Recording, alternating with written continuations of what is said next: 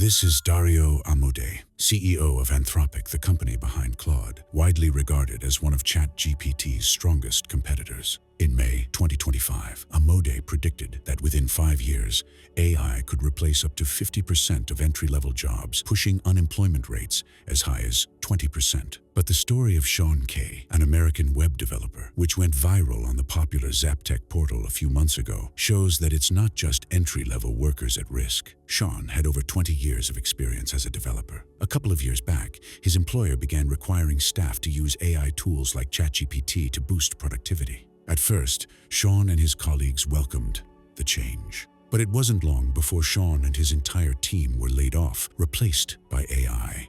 Determined to get back on his feet, Sean began job hunting immediately, only to face a harsh new reality. AI was now screening candidates. To stay afloat, he rented out his house, moved into a trailer, picked up gig work delivering food and cleaning, and even sold some of his possessions. He sent out hundreds of applications, but most were automatically rejected. According to him, AI algorithms filtered out his resume because it lacked enough trendy, AI-related buzzwords. And when he did manage to land an interview, competition was brutal, over 1,000 applicants, many younger, vying for a single position. Once recruiters compare you with candidates in their 20s and you're over 40, you're at a disadvantage, Sean said. After a year and more than 900 applications, he finally found work. Yet even after major media outlets picked up his story, Sean insists that people still underestimate how drastically AI is reshaping the job market. As he wrote on his blog, "I never wanted to tell this story about myself. I only wanted to shed light on the future that's already here."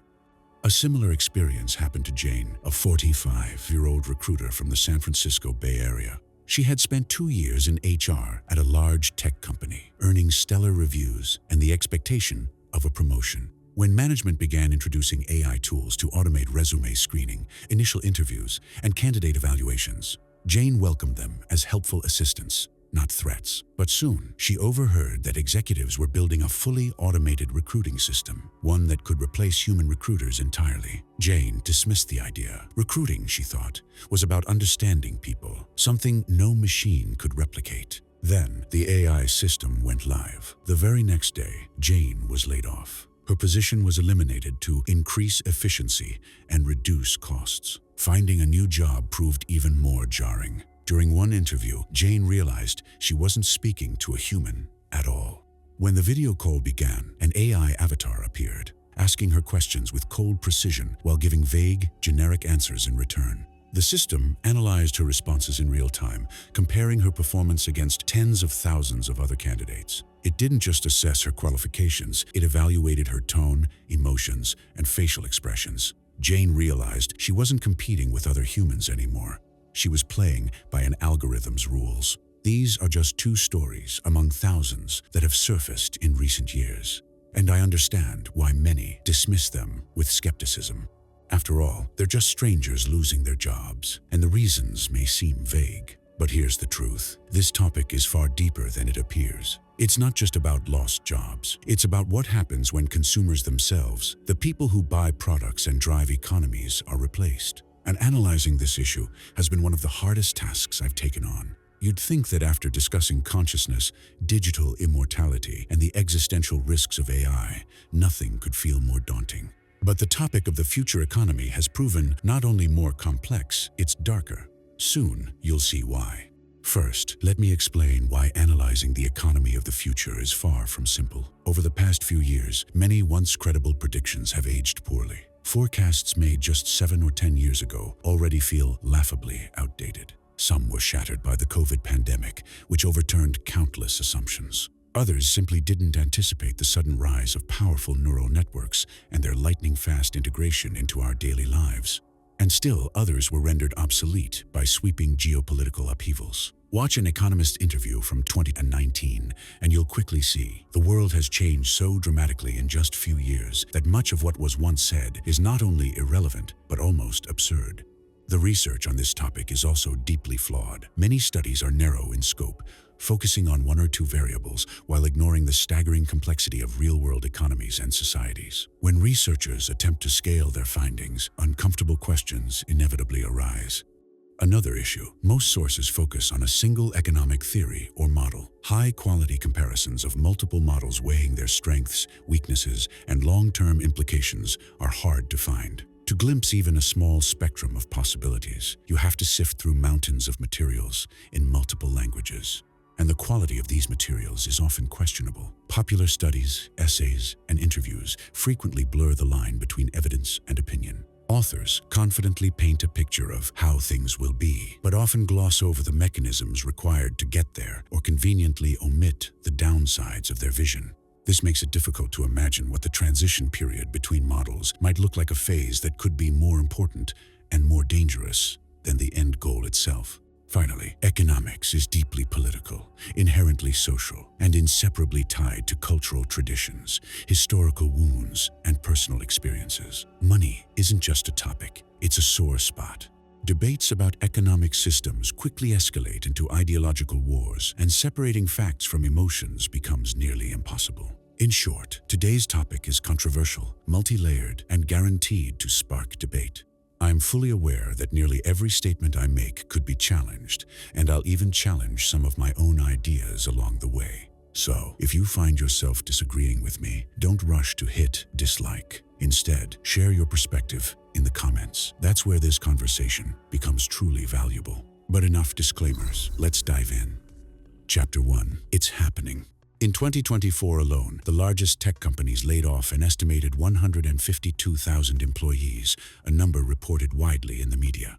The official reasons? Workforce optimization and the rapid adoption of AI-powered systems. That figure doesn't even begin to capture the layoffs at smaller companies. If a 5-person translation agency quietly downsized to 3 employees by replacing them with ChatGPT, no one's logging that data. At the same time, the 152,000 figure is itself contentious. AI has become a convenient scapegoat. Under the banner of automation, companies often use layoffs to cut costs, trim underperforming staff, or reverse overhiring that followed the COVID-19 pandemic. Where once a major economic crisis was needed to justify mass layoffs, now a simple announcement of a transition to new technologies will do. It's a perfect narrative for investors. By announcing sweeping AI-driven changes, corporations not only reduce costs but boost stock prices, showcasing themselves as pioneers at the bleeding edge of innovation. So, when executives claim that layoffs are solely due to AI automation,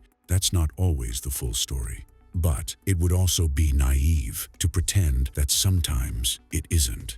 Consider China's Avatar electric car factory, launched the 27th of July, 2025, a fully automated assembly line producing up to 280,000 cars annually, one every minute. It's called the 5G AI Tech Factory for a reason. Human workers are nearly absent. Automation dominates. 369 monitoring points, 26 quality control stations, and AI-powered visual inspection systems at 73 workstations oversee production.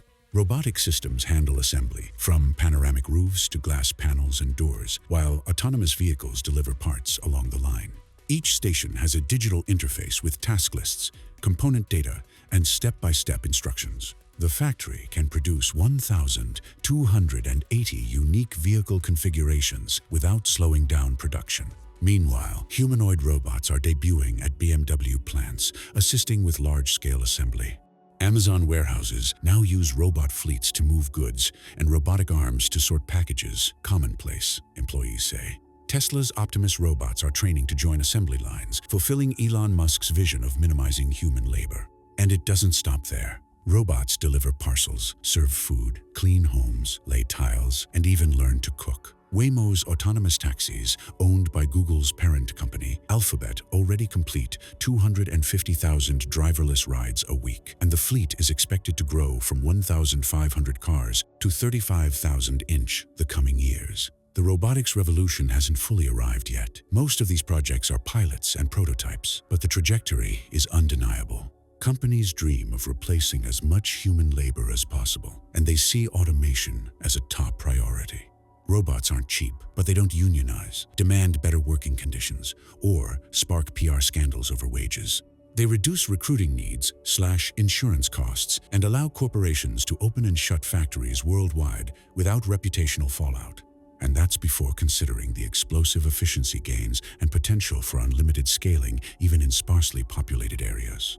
The economic incentives extend far beyond simple payroll savings. While the robotics revolution is brewing, the software revolution is already here and advancing fast. Just 10 years ago, most people assumed AI would first threaten physical jobs: warehouse workers, delivery drivers, truckers. That vision was shaped by Hollywood-style images of humanoid robots and self-driving cars. Few imagined a future where programmers, analysts, and writers' professions that rely on complex cognitive skills would be the first in AI's crosshairs. And fewer still pictured a text-based chatbot leading the charge. But 3 years ago, everything changed. ChatGPT. ChatGPT. ChatGPT. ChatGPT. ChatGPT, a language model created by OpenAI, has the ability to... The first casualties of AI were intellectual professions. Consider translators. Many spent years mastering languages and industry-specific terminology, only to be undercut by instant AI translations. Now, clients feed documents into neural networks and receive results in seconds for free, or nearly free. Illustrators and designers face the same storm, where a single illustration once required days of work and commanded high fees. AI tools like Midjourney produce polished concepts in minutes. On freelance platforms, the volume and price of creative commissions are collapsing. Junior developers, always struggling to find work now, face an even bleaker reality. Why hire an intern who needs months of mentorship when a $200 AI subscription can write clean, functional code immediately? In the US, some young professionals with PhDs are now resorting to data labeling for AI, training one of the lowest paid jobs in tech. Even jobs outside of IT, like law or sales, increasingly require AI literacy. Some companies go further, demanding proof that AI can't do a job before they'll hire a human to do it. So yes, not all of the 152,000 layoffs reported by tech giants can be directly blamed on AI. But the full scope of this disruption is impossible to measure. On a global scale, the real numbers may be far worse than we imagine. At the very least, it's impossible to dismiss the countless comments online from people openly saying they or their colleagues were laid off because of automation. And from what we can tell, these stories mostly come from small and medium-sized businesses feeling the effects of AI adoption right now. Businesses the global media will never cover. The flywheel of labor optimization is already spinning faster than ever. Nearly every quarter, a new AI model emerges that makes the last one feel obsolete. Look back just 1 year, and yesterday's cutting-edge neural networks now seem laughably primitive. AI technology is advancing at a speed unmatched by any other innovation in human history. Take Google Gemini. In May, it scored 80% on competitive Codebench programming benchmarks. Just 2.5 months later, the updated version hit 87%. In 2024, ChatGPT scored 28 out of 42 on International Math Olympiad problems. A year later, it scored 35. Or look at AI-generated media. Here's a virtual Will Smith from 2023 awkwardly eating pasta. Now here he is in 2025, elegantly twirling spaghetti with photorealistic detail. Here's Marvel is using AI to design Fantastic Four posters. And here's Netflix is generating full scenes. Coca-Cola is creating entire commercials. And with Google's VO3 video model, small regional companies now produce polished ads for $500 that would have cost $5,000 last year. AI capabilities are rapidly matching and in some cases surpassing those of mid-level professionals who make up the bulk of the labor market. True, AI can't fully do the job yet, but it can handle tasks.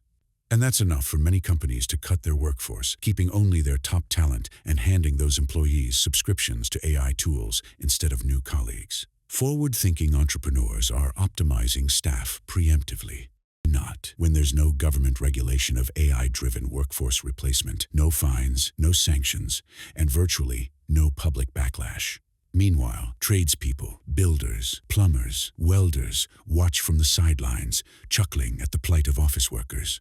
But their laughter won't last long. Their greatest threat isn't robots. We'll come back to that. There's another, subtler trend worth noting, what I'd call remote work at its maximum. Picture this: Chinese workers in cozy offices remotely operating excavators on construction sites. Or a VR-clad operator restocking shelves in a foreign store, controlling a robot from thousands of miles away. Now, imagine the economic appeal. Why pay a well-compensated local worker when a skilled operator in a rural Indian village could do the same job remotely for a fraction of the cost?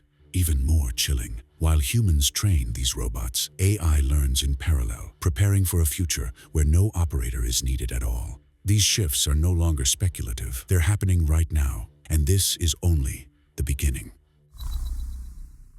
Chapter 2. The Tragedy of the Commons.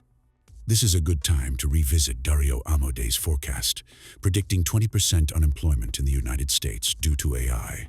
At first glance, 20% might not sound catastrophic. It's not 50%, and certainly not 100%. But let's put it in perspective. During the 2008 mortgage crisis, U.S. unemployment peaked at 10%, and that was already seen as devastating. During COVID lockdowns, it briefly reached 15%, a level described as shocking, despite its short duration. The highest U.S. unemployment rate ever recorded was 25% at the height of the Great Depression in 1933. That crisis didn't just devastate America, it rippled across every country tied to U.S. trade and finance. Even the Soviet Union, with its very different economic model and limited dependence on foreign markets, felt the effects of the Great Depression. Falling grain prices forced the USSR to sell even more of its scarce harvest just to earn the same currency needed for industrialization, worsening domestic food shortages. In short, when the US blank evo.s pressed evo, economy collapses, the world feels it.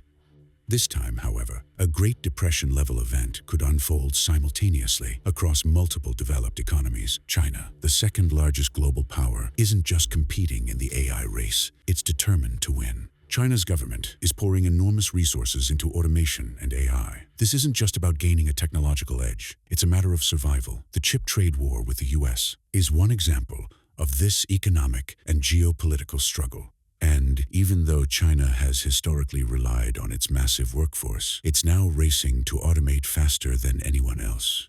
Why? Because China faces a demographic time bomb. Decades of the one-child policy have left the country with a rapidly aging population and a shrinking labor force. The cheap labor that powered China's economic miracle is vanishing.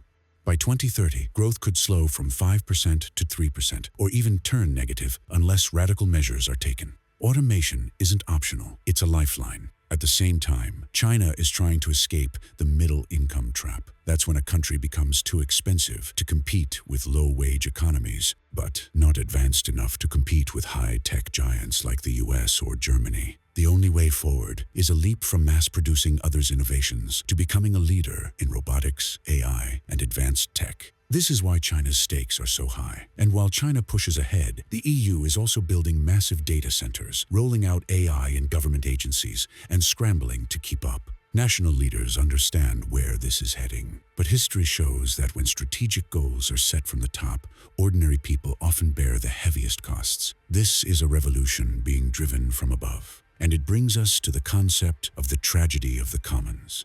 Imagine a town where the mayor opens a large public apple orchard. Visitors are allowed to pick one apple per visit. In theory, this should work plenty of apples for everyone. But human nature intervenes. One person takes a few extra apples. Another gathers a basketful to sell. Someone else digs up a sapling to transplant at home. Others litter the orchard or break branches. Individually, these small acts seem harmless. Collectively, they destroy the entire orchard. Soon, the trees are damaged, the apples are gone, and the space is ruined. The same pattern plays out in lakes overfished with nets, forests stripped bare, or campsites turned into dumps. Individual self-interest, multiplied by scale, leads to collective ruin. This is precisely what happened to the global economy in the late 20th century.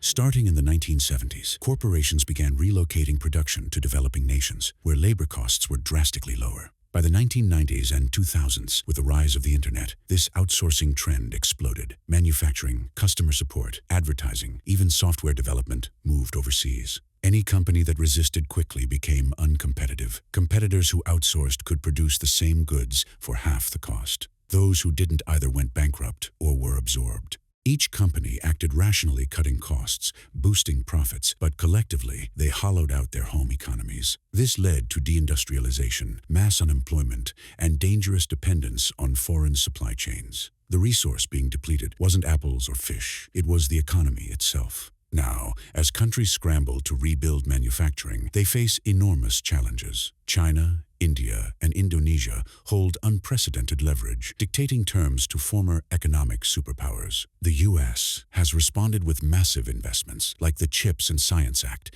signed in August 2022, which allocates $280 billion through 2027 to restore domestic semiconductor manufacturing. Companies like Intel, Samsung, and TSMC are spending hundreds of billions to ensure the US can compete, the AI arms race. But AI brings a twist. Unlike previous revolutions, this isn't a technology that competes with our physical strength. It competes with our intelligence. It doesn't just automate routine tasks. It's encroaching on creativity, analysis, and decision-making, the very areas we thought would define the jobs of the future. The comforting belief that new technologies always create new jobs is deeply ingrained. History supports it, but history has never faced machines that can learn faster than humans. Economist Anton Koronek of the University of Virginia put it bluntly, yes, the economy always creates new jobs, but this time, intelligent machines will take on those jobs too, and they will probably learn them faster than we do. Even if entirely new professions emerge, they may not appear as quickly as old ones vanish. For every 100 workers displaced, only a fraction may find opportunities in the new economy. And history shows these transitions take generations. During the mechanization of agriculture, for example, a farmer's job could disappear overnight, but equivalent industrial jobs were slow to materialize. A mechanical loom could wipe out a craftsperson's livelihood in a few years, replacing them with low-paid machine operators. The Luddite movement wasn't born from fear of new technology, but from lived experience. Entire towns plunged into poverty as centuries. Old skills became worthless. Try telling a starving family that progress is good and that they just need to wait for new opportunities. For them, modernization meant only suffering, while the benefits flowed upward to wealthy industrialists. Eventually, new jobs were created, but it often took a generation. For countless people, that meant an entire lifetime spent in poverty. Chapter 3. The Domino Effect. The default response of most governments during labor market upheaval is retraining. It's not an illogical strategy. Laid-off white-collar workers are offered jobs in factories, fields, or the civil service. The state kills two birds with one stone. It supports displaced citizens while filling its own staffing gaps, even in sectors that aren't critically understaffed. There's nothing inherently wrong with retraining programmers to become welders, HR managers to become nurses, or luxury chauffeurs to operate farm machinery. But this raises an uncomfortable question. What happens to the wages and stability of those who've been in these professions their entire lives? How does a veteran combine operator's income change when several new applicants, desperate and willing to work for any wage, start competing for his job? What happens to a plumber used to commanding high rates when a flood of former office workers begins undercutting him? Do nurses see pay raises if there's a line of overqualified applicants outside every hospital? Even if robots don't replace blue-collar jobs immediately, workers from other collapsing industries can. Desperation drives wages down, regardless of skill or experience, especially during a broader economic downturn when customers are counting every penny. Take Sean, the programmer from Chapter 1, who ended up cleaning houses and delivering food after losing his tech job. COVID showed us this isn't unusual. Countless laid-off office workers quickly turned to delivery, warehouse, and gig work out of necessity. Some will cling to white-collar work until the very end. Others will accept reality and retrain. This theme is strikingly depicted in the BBC divided by HBO series Years and Years, a dystopian drama that eerily predicted many of today's technological, economic, and geopolitical crises. The show captures, in grim detail, the erosion of the middle class under economic disruption and widespread digitization. Characters who once thrived in respectable intellectual professions are forced into delivery jobs, gig work, and degradingly competitive roles, as automation devalues their skills. Despite the show's flaws, it serves as a powerful lens for understanding the bleak realities we're now beginning to see. But this domestic migration of workers between industries is only half the story. Labor is increasingly global, and not just in the sense of remote office work. Remember the earlier example of a remote worker restocking shelves in a store via a teleoperated robot? That's no longer science fiction. Improvements in VR technology, robotics, and AI-powered translation are converging to make remote physical labor a scalable, affordable reality. Why hire a local cleaning crew when someone in a rural Filipino village could operate a humanoid robot in your home, all for a fraction of the cost? VR headsets are cheaper, robots are more capable, and real-time translation is seamless. Video gaming culture has already trained millions in virtual control systems. As teleoperation becomes mainstream, labor migration won't just mean moving between industries, it will mean moving between countries without ever leaving home. This reversal of traditional labor migration is worth emphasizing. Historically, workers left regions with few opportunities in search of better-paying jobs elsewhere. In the near future, workers may remain physically where they are, while their jobs migrate digitally to them. We've seen this pattern before, albeit in a different form. In the 17th to 19th centuries, millions left Britain for North America, Australia, and other colonies. Though Britain was the world's economic leader, many of its citizens were trapped in poverty, unable to find stable work in a rapidly industrializing society. At home, land was monopolized by wealthy landlords, and industrialization destroyed traditional trades. Even when jobs appeared, they were grueling. 16-hour days, no weekends, unsafe conditions, and child labor. For many, emigration was an act of desperation. The journey was perilous, but prospects in Britain were grim. This mass exodus shows how technological and economic progress can coexist with declining opportunities for ordinary people. Today's automation threatens to replicate this dynamic, only faster and on a global scale. Even highly physical professions are at risk. Skilled trades, once thought robot-proof, may soon be eroded by teleoperation or automation. In the medium term, perhaps only professions requiring extreme specialization blending advanced intellectual and physical expertise will remain relatively safe. Surgeons, emergency responders, elite engineers. We've examined the present in detail. Now, let's turn to what the future might hold. Chapter 4. The Post-Scarcity Economy. This is one of the most optimistic visions of the future, a world where most jobs are replaced or at least enhanced by intelligent machines, creating a society of abundance. The post-scarcity economy is built on a bold idea that technological progress can overcome the central problem of economics' limited resources. Advocates believe this could be achieved through 4 key pillars: full automation and robotics, cheap, renewable energy, advanced 3D printing, open access to information and digital tools. The first 2 are easy to grasp. Robots handle labor, and abundant energy powers it all.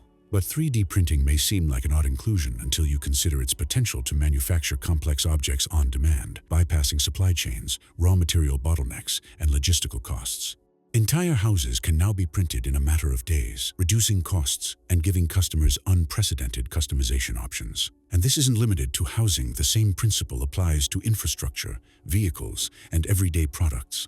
Open information is equally crucial. Free access to software, design blueprints, and knowledge democratizes innovation, accelerating progress while driving costs of intellectual work towards zero. Much like the internet reshaped our modern world, a fully open digital ecosystem would lay the foundation for an economy where ideas and solutions flow freely. Think of the conveniences we now take for granted: ride-sharing apps, streaming libraries, global communication. None of it would exist without the internet. The post-scarcity vision takes this a step further. Knowledge becomes a common resource, fueling an economy where scarcity itself fades. This dream isn't new. Karl Marx sketched out its earliest elements in his Fragment on Machines, predicting that automation under capitalism would one day handle most labor, destabilizing the system itself and freeing people for personal development. Nearly 170 years ago, Marx accurately intuited humanity's technological trajectory, even if he couldn't imagine its exact form. In 1930, economist John Maynard Keynes echoed this idea in Economic Possibilities for Our Grandchildren, forecasting that by 2030, technology and wealth accumulation would solve the economic problem of survival. Keynes predicted a new challenge: finding purpose and meaning in a world no longer defined by work. By the 1960s and 70s, American theorist Murray Bookchin popularized the term post-scarcity, arguing that humanity already had the tools to begin transitioning to a society of abundance. Later, Jacques Fresco's Venus Project proposed a resource-based economy where advanced technology and cybernetics would ensure global prosperity. It's a seductive vision, a future where machines provide for all, freeing humanity from economic struggle. But it's also deeply flawed. In truth, post-scarcity isn't a detailed model. It's a concept, an aspiration, a philosophical direction. None of its pioneers provided a realistic blueprint or detailed calculations. Even today, with supercomputing resources, researchers focus on isolated elements like universal basic income or AI-driven planning, rather than fully mapping a functioning system. And the questions this vision raises are daunting. First, true scarcity never disappears. There will always be irreplaceable resources, land, historic artifacts, unique experiences, even status. Who gets a home overlooking Italy's Amalfi Coast when there are thousands of buyers but only a handful of plots? Should a rare painting belong to a museum or the artist's descendants? How do you seat thousands of fans in a concert hall designed for hundreds if the performance happens only once a year? A second issue is centralization of power. If AI manages global distribution, who designs its algorithms? Who audits its fairness? In a world without traditional market systems, concentrating that much control in a single entity is dangerous. Third, human nature. Technology can't erase ambition, vanity, or greed. People will always desire more luxury, more influence, more recognition, even in a world of abundance. These impulses could fracture a system meant to create equality. Even if these challenges could be solved, the question of transition remains. How do we get from here to there? The road to post-scarcity could span decades, marked by upheaval and instability. Abolishing private property, dismantling status hierarchies, and redistributing capital would likely fall hardest on ordinary people, not elites. Some propose a reputation-based system, rewarding individuals for their contributions to society instead of wealth. But how do we measure contribution? If one person gives money to a beggar, another might argue this encourages dependency. Which view is correct? Contribution is not a mathematical formula. It's a deeply moral and philosophical debate. Others suggest rotating ownership. Today, the Mona Lisa hangs in my home, tomorrow yours. Or perhaps vacation homes are shared in a lottery system. But this simply replaces one allocation mechanism, money, with another, chance. And luck already plays an enormous role in today's wealth distribution. In a sense, we already live in a lottery-based society. In short, the post-scarcity vision is breathtaking but fraught with contradictions. Solving material scarcity doesn't erase inequality, power struggles, or philosophical dilemmas. Achieving such a world would require not only social and economic reinvention, but a psychological transformation of humanity itself. And that makes it, for now, less of a plan and more of a dream. Fortunately, other visions of the future, while less utopian, are grounded in economic theory and practicality. Let's turn to one of them. Chapter 5: Unconditional Basic Income. Also known as UBI, this is arguably the most popular and one of the most extensively researched proposals for the economy of the future. The concept is simple. Every citizen receives a regular cash payment covering all essential needs: housing, food, healthcare, education, and basic living costs like clothing and internet access. Some versions of UBI are designed to provide enough for a person to live entirely without working, while others are intended only as a supplement to earned income. UBI is often seen as a stepping stone toward a post-scarcity economy, but unlike that utopian vision, this is a more concrete and extensively tested idea. However, even after numerous real-world experiments, there's still no consensus about its long-term effects. One of UBI's strengths is its simplicity. Everyone understands what it would mean to receive a fixed monthly payment. It could allow someone to quit a soul-crushing but well-paid job in favor of a lower-paying role they enjoy, or simply provide security and breathing room. In theory, it's a liberating safety net. But here's the question. Few stop to ask, where does the money come from? Currently, the bulk of government revenue in most countries comes from taxing labor. Here's a snapshot. In the US, 49% of federal revenue comes from personal income taxes. In Germany, it's 27%. In Japan, 19%. In Russia, 15%. In China, 6.5%. These percentages vary because tax systems differ. For example, the US doesn't have a value-added tax, relying instead on sales taxes collected at the point of purchase. But regardless of structure, the bottom line is clear. Taxes on wages, labor, related income, and personal spending form the backbone of most national budgets. UBI turns this model upside down. If work becomes heavily automated and human labor less central to the economy, tax revenue from wages would shrink dramatically, yet governments would be expected to pay far more in direct benefits. Let's run the numbers. Giving every American $2,000 per month would cost roughly 120% of total US federal spending. Giving every Briton £1,500 per month would consume 98% of the UK's entire budget. And that's before accounting for the fact that most UBI payments wouldn't be taxable. The result looks like a giant tank with more water being pumped out than poured in. A common response is, fine, tax the robots. It's a seductive idea, but one that quickly collapses under scrutiny. What exactly is a robot? Is a restaurant's dishwasher a robot? What about a robotic arm on an assembly line, even if it's been there since before UBI was introduced? Is accounting software that automatically balances your books a robot? Was the calculator that replaced countless clerical jobs in the mid-20th century a robot? In today's world, almost anything can be classified as automation, depending on how you look at it. Suppose we somehow create a comprehensive list of machines, robots, and software that should be taxed. The problem is this: how do you measure their true impact on employment? A single warehouse robot can operate 24/7 and easily replace 5 workers. So, should it be taxed as if it were 5 employees? And how do you evaluate tools that replace creative work? How do you calculate the number of designers displaced by an AI that can generate hundreds of professional-grade images in seconds? Even if we solved these classification problems and figured out a way to tax robots fairly, there's another major challenge: capital flight. If automation is heavily taxed in one country, companies will simply move production to regions with friendlier tax rates, just as they did starting in 1970s, when tax holidays and incentives across Asia drew massive waves of manufacturing investment. Some economists propose taxing not robots themselves, but the output of automation. Higher corporate taxes, capital gains taxes, or an increased value-added tax could, in theory, capture revenue from automated production. But here's the math in simple terms. Even if the US imposed a 100% corporate tax, taking every penny of profit from American companies, it would only cover a $2,000 monthly UBI for 4 to 5 months per year. In smaller economies, the gap is even worse. In other words, no current economic structure can fund a full UBI at even modest levels of income parity. A famous real-world test of this concept happened on the 5th of June 2016, when Switzerland held the world's first national referendum on unconditional basic income. The proposal was overwhelmingly rejected. 76.9% voted against, and not one of Switzerland's 26 cantons supported it.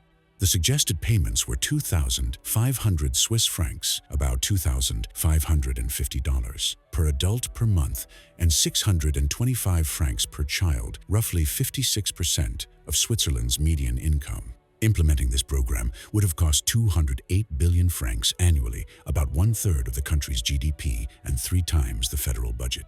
Financing it would require doubling VAT from 8% to 16%. Critics also worried about inflation.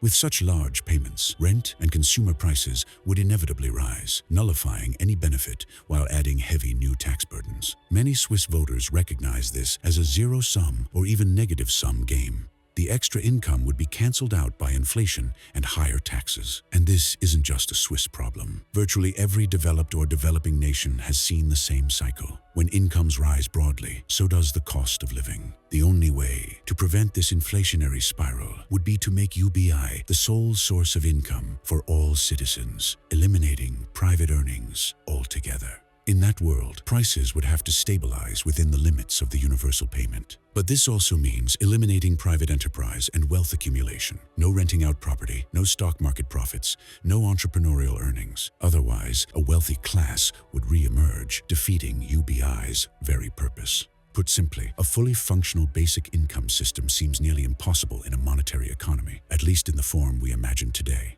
Yes, there have been numerous small-scale experiments, and many showed positive effects: reduced stress, improved well-being, and increased personal freedom. But these studies involved hundreds or thousands of participants at most, and their scope was limited to short-term outcomes like happiness levels or employment choices. Most participants also knew the payments were temporary, which influenced their behavior. People may not have quit their jobs, not because work is inherently fulfilling, but because they knew the money would stop once the study ended. Researchers often interpreted this as proof that people want to work when it may simply reflect economic caution. And small-scale trials can't answer the most pressing macroeconomic questions. How would nationwide UBI affect inflation? crime rates, or migration patterns? Would regions with higher payments trigger mass population movements? Would substance abuse, education rates, or entrepreneurship rise or fall?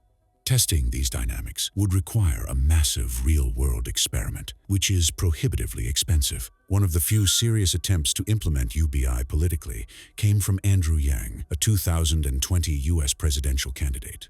Yang proposed giving every American adult $1,000 per month, regardless of income or employment. But there was a catch. People already receiving welfare or unemployment benefits would have to choose between those programs and UBI. They couldn't collect both. Unlike many utopian thinkers, Yang offered a comprehensive funding plan. His primary proposal was to introduce a 10% VAT in the US, which currently has only a sales tax levied at the final point of sale. VAT is charged at every stage of production, from raw materials to manufacturing to retail, making it harder for corporations to avoid. Yang argued this would finally tax tech giants like Amazon and Apple, who often use international tax loopholes to avoid paying corporate taxes at home. VAT, being tied directly to consumption, is much harder to dodge. He also argued that putting $1,000 into every American's pocket would stimulate the economy, boost local businesses, reduce poverty, and save money on healthcare, policing, and prisons by reducing homelessness and crime. Yang's plan was one of the most serious and well-structured UBI proposals ever made, and it acknowledged the need for sweeping tax reform. Yet, analysts concluded his measures still fell critically short of covering the costs. Inflation risks remained unresolved, and in practice, his proposal would likely have raised prices rather than stabilizing them. Even so, Yang's campaign was significant. It showed that demand for radical economic reform is rising, and ideas once seen as fringe are entering mainstream political discourse. But money isn't the only lens through which to imagine a future economy. There is another model, one that removes money from the equation entirely. Chapter 6: Universal Basic Services. Unlike Universal Basic Income, UBI, which guarantees people money, Universal Basic Services, UBS, focuses on providing the essentials of life directly for free. Instead of cash payments, the state offers subsidized housing, free public transportation, free communication services, access to food and clean water, healthcare for all, a basic wardrobe and other essentials. In other words, everything a person needs to survive without a monetary exchange. UBS could complement a money-based economy or replace it entirely. On paper, it sounds logical, even elegant. But when examined closely, this system faces many of the same challenges as UBI or a post-scarcity economy and introduces new ones of its own. First, funding. Even if robots build housing, transport systems, and infrastructure, many raw materials and resources would still need to be imported, which requires money. A resource-rich country could achieve partial independence, but a fully moneyless economy would still need to engage in international trade. Second, fairness. Who decides who gets a centrally located apartment versus a home on the outskirts? Who gets admitted to the nation's top hospital, and who is directed to a local clinic? Allocating finite services fairly is a monumental challenge, one that no society has ever truly solved.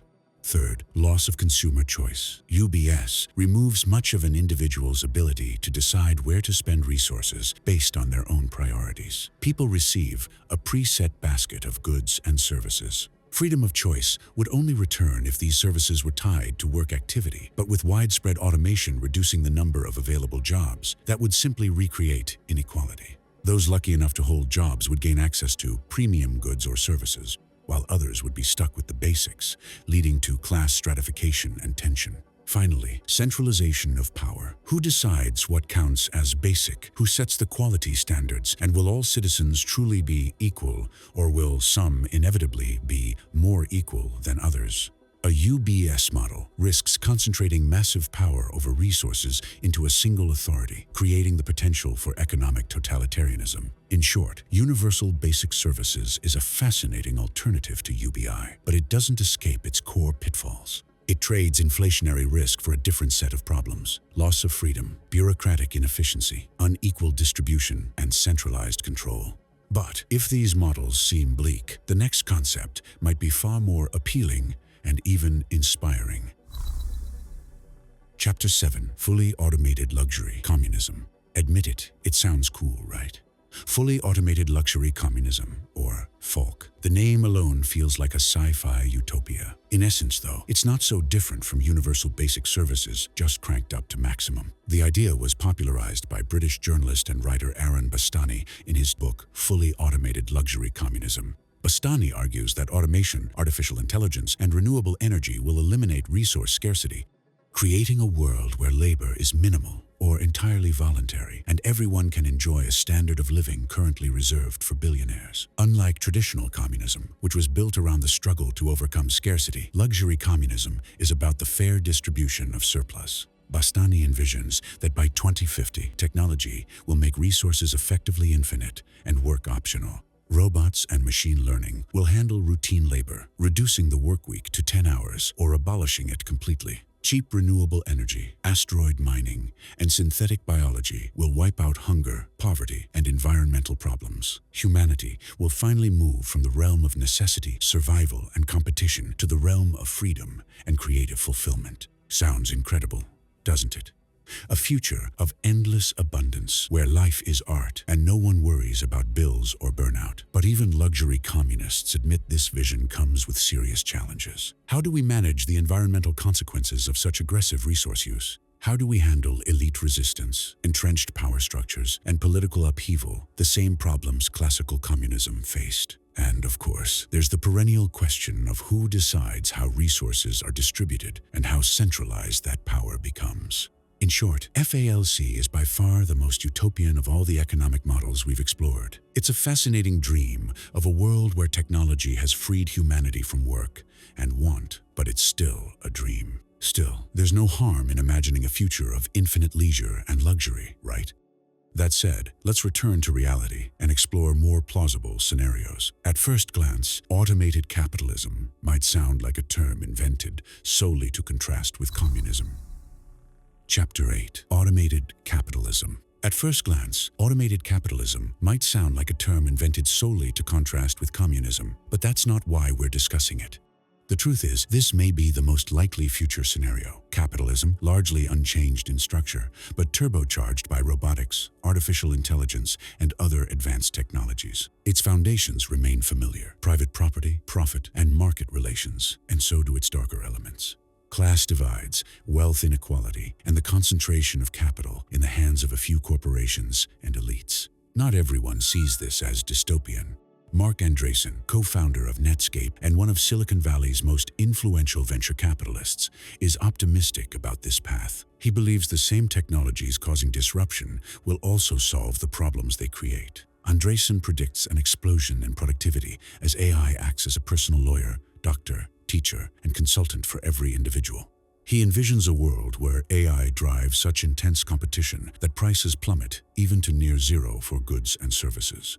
Just as Google search and social media are effectively free today, Andreessen imagines high-quality healthcare, education, entertainment, and more becoming virtually free in the future. This, he argues, would eradicate poverty and scarcity. Technology would free up resources and create entirely new industries. Andreessen likes to say, AI will take over old jobs, and then we will all come up with new ones. In his view, human creativity is limitless. As old jobs disappear, new desires will emerge, generating new markets and opportunities. A free, competitive market, he believes, is the best mechanism for distributing abundance, pushing prices down, and spurring innovation. Critics are far less convinced. They raise the usual but very real concerns. Centralization of power. Who controls AI systems and under what conditions? Monopolies and collusion. What if companies work together to hoard wealth instead of lowering prices? Profit over people. What ensures productivity gains benefit consumers rather than being funneled into shareholder dividends? Black swan events. How would this system handle sudden shocks that destabilize global markets? Then there's the transition period. How long would it take, and who suffers most while the system adapts? Andreessen and others point to AI agents' advanced personal assistants that don't just advise users, but actively perform tasks. Companies like OpenAI, Operator, Anthropic, Computer Use, and Perplexity, Comet, are already testing early versions. But while these tools feel revolutionary, they raise new issues. Ownership. Agents require massive computing power and infrastructure, meaning they're hosted in corporate cloud servers, not owned by individuals. Pricing tiers. We already see a hierarchy in AI access. Free plans with restrictions, $20 subscriptions for better models, and $200 plus tiers for near unlimited power. Monopolization. In the future, a handful of tech giants could dominate this market, selling agents to both corporations to replace human workers and individuals who may need them just to stay competitive. Finding a job without an AI agent could soon be nearly impossible, as those with premium subscriptions outperform those without. This creates a dependency economy, similar to how mobile phones and internet access are now essential rather than optional. Still, many of these risks can be mitigated through regulation. Governments could require companies to maintain minimum numbers of human employees per revenue bracket. For example, 1 employee per $200,000 annual revenue. AI pricing could be regulated, as internet costs once were, to ensure fair access. Taxes could target AI hardware or model power rather than automation itself, avoiding loopholes. But these fixes don't change the fundamental character of capitalism. Inequality, monopolies, lobbying, and corporate influence over politics would remain. Class stratification could deepen, even if the average quality of life improves. We already see a preview of this paradox today. Cheap smartphones and internet access are nearly universal, giving billions of people access to education, global communication, entertainment, and information unimaginable a few decades ago. Yet in many of these same countries, hunger persists, healthcare is scarce, and human rights are under threat. In some ways, standards of living have risen. In others, they've declined compared to the pre-digital age. This is the essence of automated capitalism, a more advanced, high-tech version of the system we already know, with the same strengths and flaws magnified. Countries will adopt it differently. Some may lean towards social democracy, using technology to strengthen citizens' safety nets, while others may embrace a purely corporate-driven model where wealth and influence concentrate even further. But beneath these variations, the engine remains the same, a market economy, now supercharged by automation. Chapter 9. The Corporate Economy. The corporate economy can exist as part of automated capitalism or in combination with other economic models. In this vision, transnational and national corporations become so powerful that they shape production, investment, and employment on a global scale. In some cases, corporations and governments become so closely intertwined that they form a single power structure. Former government officials move into executive roles at state-owned or private corporations, while business leaders assume political positions. This creates a monolithic and often corrupt system where political power and wealth reinforce each other. Contracts go to the right people, not the most competitive bidders. Social and economic programs are designed to benefit specific elites rather than the population. On paper, no country officially operates under a corporate economy, but many economies today resemble one, carefully disguised as classical capitalism with just a few powerful companies. You could point to Apple, Saudi Aramco, or Volkswagen, whose market capitalizations exceed the GDP of some nations. But a more striking example is Foxconn, the world's largest electronics manufacturer, best known as Apple's primary assembler. Foxconn's factory cities are vast, self-contained settlements. Workers live in dormitories, eat in company cafeterias, shop in company stores, use on-site banks and hospitals, and even consume news from company-run television stations. At its peak, one such complex Longhua Science and Technology Park in Shenzhen, nicknamed iPhone City, employed 400,000 workers. While Foxconn operates within a nominally capitalist framework, its model reveals a corporate-controlled microstate. Investigations in the early 2010s exposed grueling conditions, 12-hour shifts, mandatory overtime, overcrowded dorms housing 8 workers per room, and near military discipline. Reports of suicide shocked the world, forcing Foxconn to install safety nets on factory buildings and reluctantly improve conditions. Since then, Foxconn has heavily invested in automation and expanded globally, but its legacy illustrates how corporations can create self-sufficient cities where residents live and work entirely under corporate authority. Of course, not all corporations are dystopian empires. Many invest heavily in employee well-being, building campuses with luxury perks, funding education programs, and offering robust benefits packages to attract top talent. Some, like those behind private city projects, for example, Honduras's Prospera Accelerator City, aim to create hubs for innovation with special economic zones, unique tax codes, and privately run infrastructure. But even these initiatives often raise questions. Are they altruistic or simply strategies to lock in talent, investment, and control? A particularly alarming branch of the corporate economy is techno-feudalism, a term popularized by economist and former Greek finance minister Yanis Varoufakis. In this scenario, tech giants don't just dominate markets, they control infrastructure, data, and access itself. Digital platforms become digital landlords, extracting rent through subscriptions, paywalls, and service fees. Innovation takes a backseat to network monopolization. Users become digital vassals, dependent on infrastructure they don't own, locked into ecosystems that track every move, purchase, and interaction. This dystopian model concentrates power and wealth in a few tech superclans, reducing most of the population to dependency. Citizens may survive through minimal subsidies or digital credits, but true economic power rests entirely with the platforms that own the networks. Whether benevolent or oppressive, the corporate economy demonstrates one undeniable truth. With enough wealth, technology, and political patronage, corporations can evolve into self-contained empires. The spectrum runs from liberal techno-giants with relatively benign motives to authoritarian mega-corporations shaping the world's rules. This isn't a distant science fiction plot. The foundations of techno-feudalism, mass data extraction, algorithmic control, and monopoly power already exist.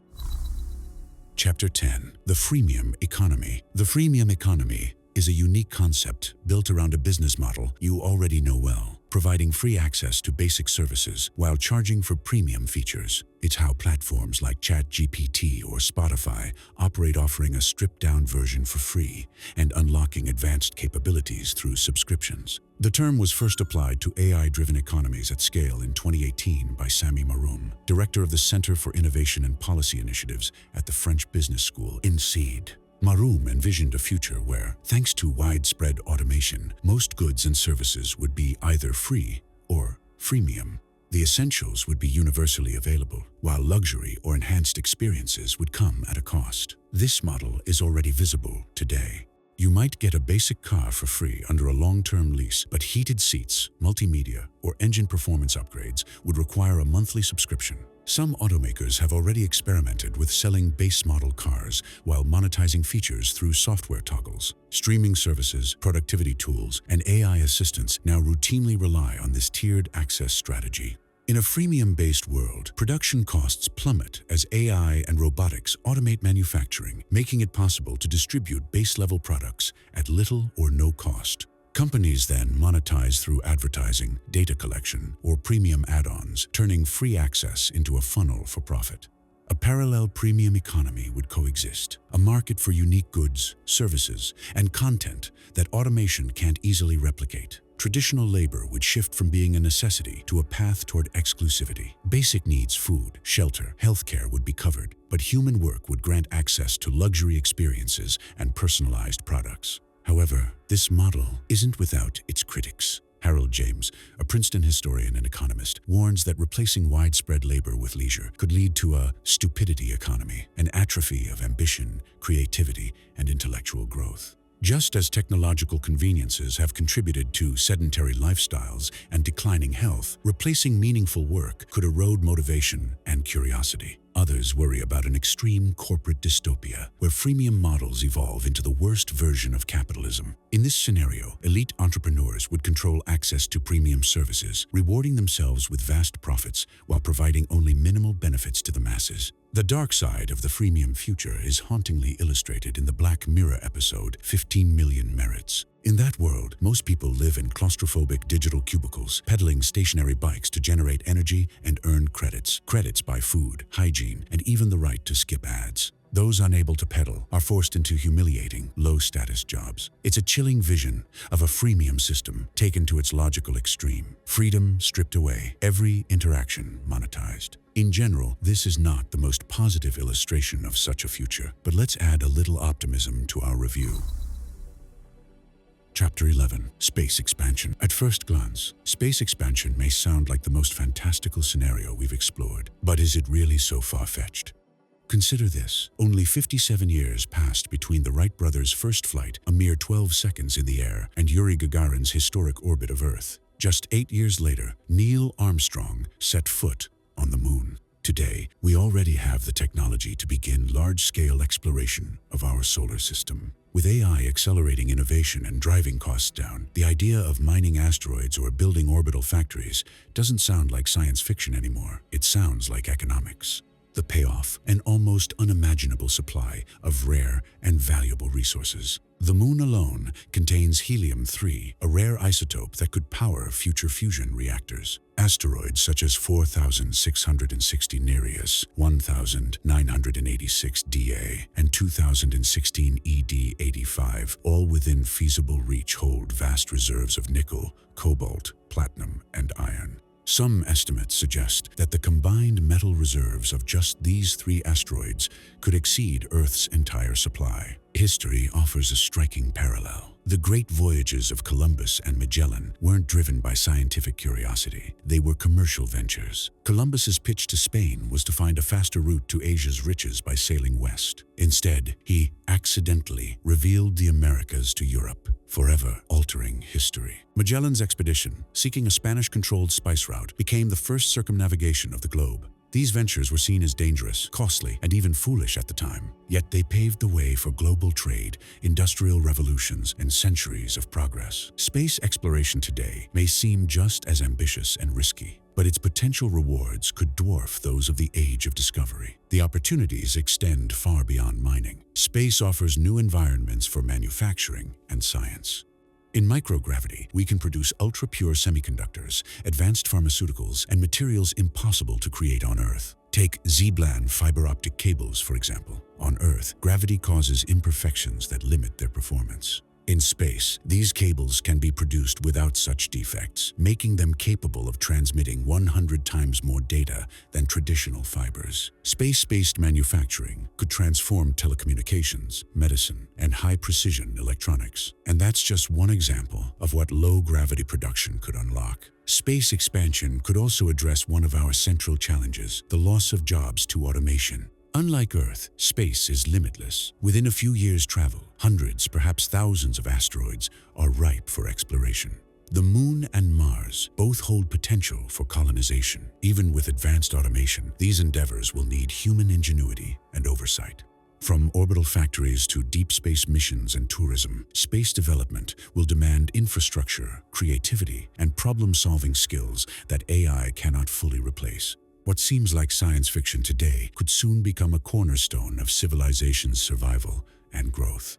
After all, only a few years ago, artificial intelligence was a term reserved for academics and sci-fi novels. Today, AI is woven into our daily lives. Think of Star Trek's holodeck, once a fantasy of immersive virtual reality. In February 2024, Google released the first version of Genie, a model that could generate interactive 3D environments from text prompts. By August 2025, Genie 3 allowed users to walk through richly detailed worlds, change them in real time, and achieve near photorealistic quality. Pair it with devices like Apple Vision or Meta Quest, and the holodeck isn't centuries away. It's around the corner. If AI can make science fiction real in a matter of months, why couldn't it accelerate space technology in the same way? With falling costs and rising commercial interest, asteroid mining, orbital stations, and planetary colonization may become profitable ventures rather than distant dreams. Space expansion won't solve all of Earth's problems. Poverty, inequality, and power struggles will follow us beyond the atmosphere. But it offers something few other models do: an escape from scarcity. A chance to move beyond our not-so-big planet, where every resource is finite, and start building a future as ambitious as our imagination. As history shows, exploration is rarely about curiosity alone. It's about survival, competition, and opportunity. Space may be no different, and that might be exactly why it's worth pursuing. Epilogue. Spectrum. When it comes to our planet and the near future, I believe we'll see a full spectrum of economic models emerge side by side. Some nations will embrace automated capitalism, heavily influenced by powerful corporations. Others may attempt luxury communism, or at least some form of advanced socialism. Just across the border, Techno-Feudalism might dominate, with a few tech giants controlling data, infrastructure, and daily life. There will also be countries with minimal automation, relying instead on natural resources, tourism, or low-tech industries to survive. Global living standards will shift in some places. Life will improve dramatically, while in others, people may find themselves worse off by comparison. But here's the truth. The real challenge of future economies isn't in the models themselves, it's in human nature. Throughout history, no society or state has ever been truly perfect, and it's unlikely that one ever will be. Even the most carefully designed, well-researched economic system will face resistance, manipulation, and dissatisfaction. Some people will always seek more wealth, more power, more influence, and others will exploit any cracks in the system. Attempts to fix those cracks often lead to authoritarianism, a far cry from the free, creative societies these systems were meant to build. Every vision of the future raises as many questions as it answers, and that's why the future will always hold both light and shadow, progress and setbacks, because, for better or worse, people will always be people. We've barely scratched the surface of this topic. Even covering just a handful of concepts, this video turned out long. But I'd love to hear your perspective. What changes do you see coming in the next 30 years? Will mass unemployment become a reality? And if so, how will corporations sustain themselves? Your thoughts aren't just interesting to read, they help this channel grow and motivate me to create new videos. Thanks for watching, and if you're subscribed, I'll see you in the next one.